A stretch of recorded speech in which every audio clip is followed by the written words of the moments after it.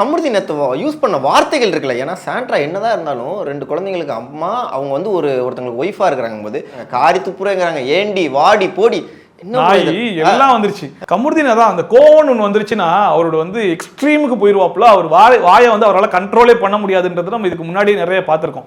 ஆக்சுவலா அந்த மனுஷன் பண்ண மிகப்பெரிய தப்பு என்னன்னா, இதுக்கு முன்னாடி பார்வதியை விட்டு சண்டை போட்டு வெளியே வந்திருந்தாப்புல நல்லதான் இருந்தார். பட் அந்த ஒரு டாஸ்க்ல வந்து அடிச்சு இது பண்ணி அது டொமஸ்டிக் வயலன்ஸ்ன்ற மாதிரி சொல்லி விட்டானுங்க.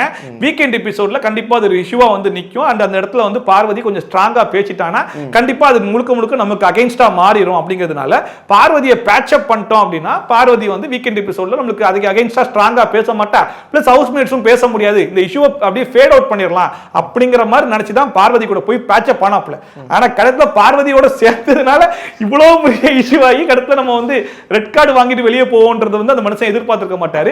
பிளஸ் சாண்ட்ரா கிட்ட பேசினது வந்து முழுக்க வெஞ்சன்ஸ் தான். ஒரு கண்டஸ்டன்ட் இன்னொரு கண்டஸ்டன்ட் பத்தி பேசிக்கிறாங்கன்றது வேற.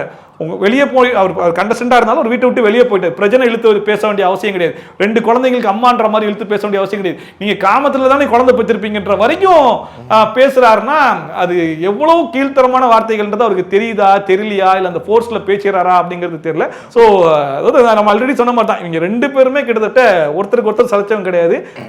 கமருதீன் வந்து ஒரு மேல் பார்வதி வந்து ஒரு ஃபீமேல் கமருதீன். 60 வருட நம்பிக்கை ஆனந்த் பனியன்ஸ் அண்ட் பிரீவ்ஸ்.